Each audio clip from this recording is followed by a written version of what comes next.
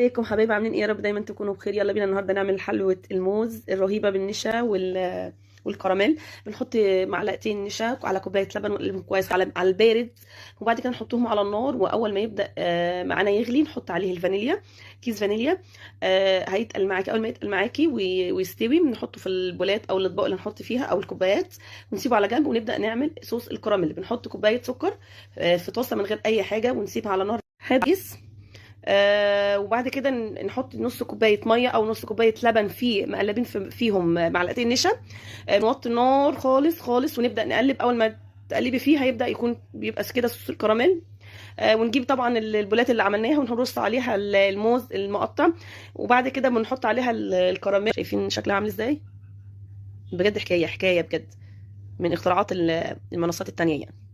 بصوا بصوا، وكمان يعني هتاكل سخنه كمان بتبقى حلوه. في ناس بتحبها ساقعه. بصوا قوامها تحفه تحفه.